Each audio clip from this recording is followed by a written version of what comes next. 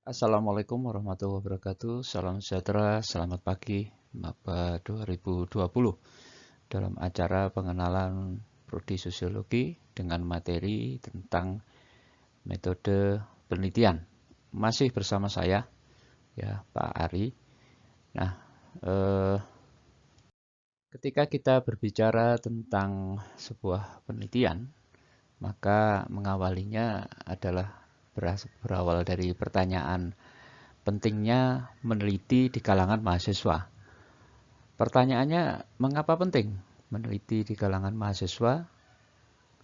Jawabannya adalah karena mahasiswa sebagai agen berubah dalam masyarakat butuh sebuah ilmu yang namanya ilmu tentang penelitian. Apa itu penelitian? Mengapa penelitian itu sangat penting bagi seluruh insan akademik? Dan siapa saja yang berada di kelompok insan akademik itu? Yang pertama, tentu saja siapa saja atau siapapun yang termasuk dalam semua stakeholder yang terkait dalam dunia universitas. Karena saat ini Anda sudah tidak sedang berada di ruang sekolah menengah atas, tetapi Anda sudah memasuki perkuliahan dan perkuliahan ini eh, Anda masuk sebagai mahasiswa dan institusinya namanya universitas. Nah, di dalam universitas ada bagian yang penting dan agen berubah itu namanya adalah mahasiswa, ya kalian ini. Saya yakin dan percaya bahwa mahasiswa adalah kelompok insan akademis yang memiliki idealisme tinggi, apalagi Anda adalah mahasiswa baru, dan mahasiswa baru itu mempunyai rasa curious atau keinginan tahuan yang sangat dalam. Maka dalam kesempatan kali ini atau Anda nanti berkuliah akan dikenalkan namanya ilmu tentang penelitian.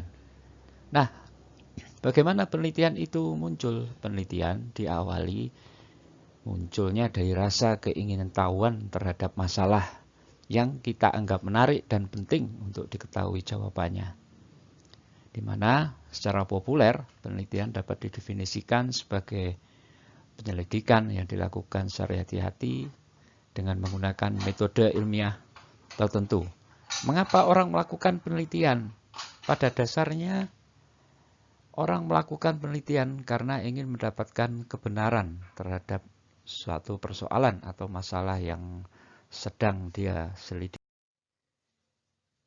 Bagaimana penelitian di kalangan mahasiswa atau porsi penelitian di kalangan mahasiswa? Nah, berawal dari 4 poin yang penting.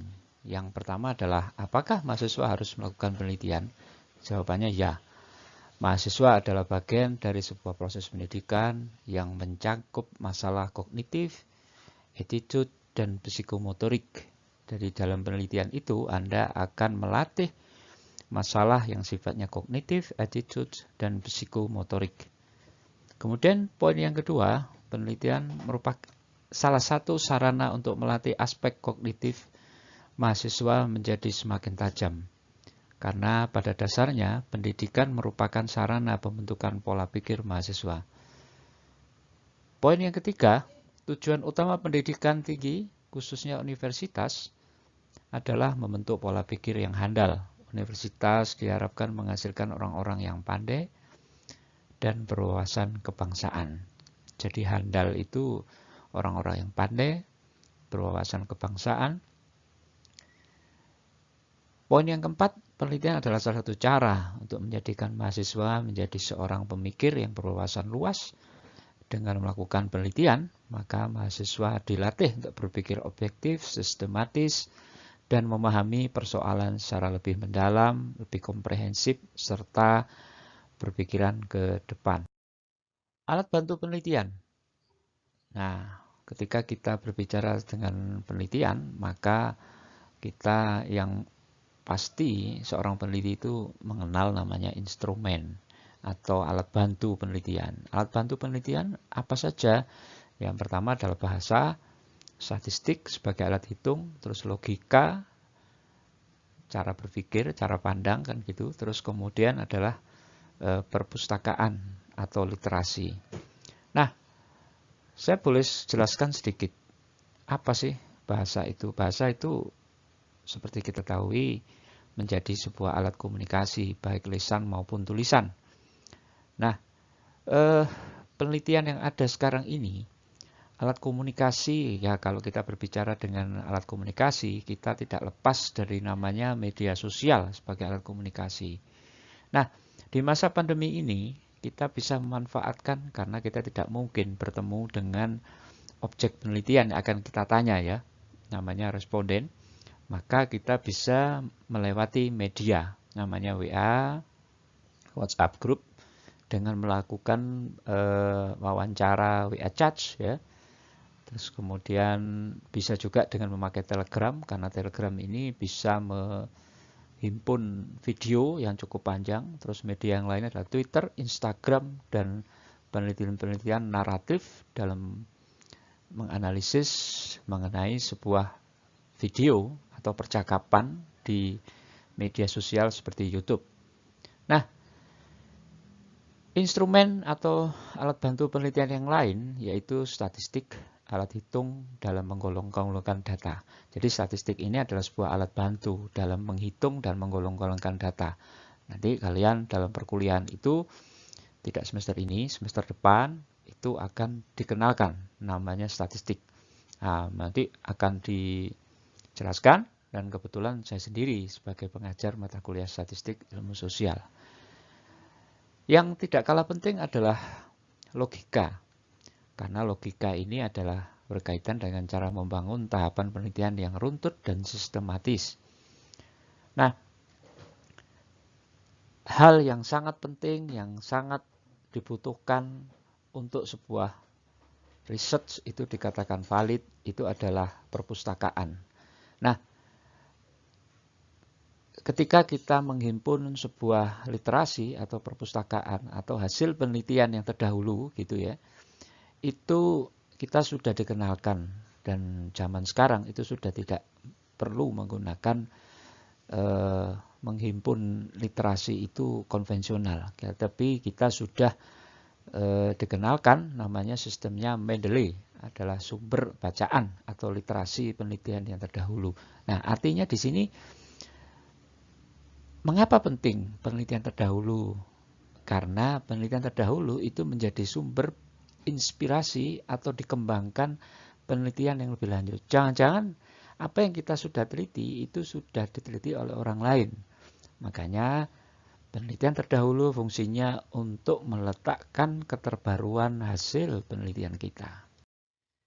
Selanjutnya pada slide ke-7 kita kenalkan cara melakukan penelitian. Ada beberapa tahapan. Yang pertama adalah memilih masalah tersebut menjadi masalah yang menarik.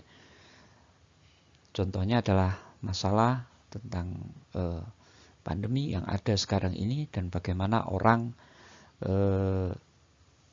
menyesuaikan diri atau beradaptasi pada lingkungan yang terjadi dari pandemi yang ada sekarang.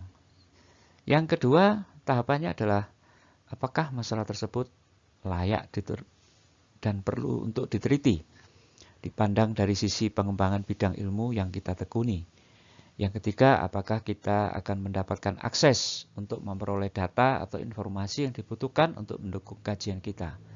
Yang keempat, apakah kita mempunyai waktu dan uang. Nah, itu sangat penting dan pokok juga untuk melakukan penelitian masalah tersebut. Dalam penelitian ada dua pendekatan, yaitu pendekatan kuantitatif dan kualitatif. Nah, nanti kita akan masuk pada perkuliahan dan Anda akan dikenalkan apa saja penelitian kuantitatif dan penelitian kualitatif. Mungkin pada saat SMA sudah ada ya, tetapi nanti pada saat perkuliahan ini kalian akan dikenalkan lebih jauh, lebih dekat, dan lebih substantif atau lebih substansial. Nah, apakah penelitian kuantitatif itu selalu berhubungan dengan angka? Iya, jawabannya. Dan penelitian kualitatif itu tidak selalu berhubungan angka? Tidak.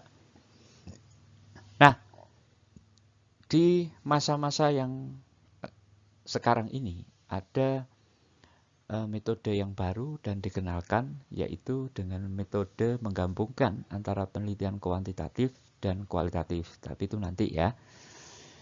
Nah, baik, kita mencoba menjelaskan dari bagian slide ke-8 ini di bagian yang kanan.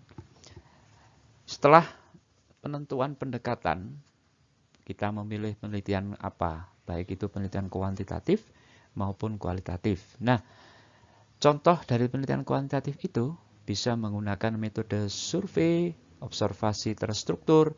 Nah, sekarang ini ada penelitian namanya Research with Big Data. Nah, itu baru saja dikenalkan dan ini adalah menjadi metode yang cukup baru.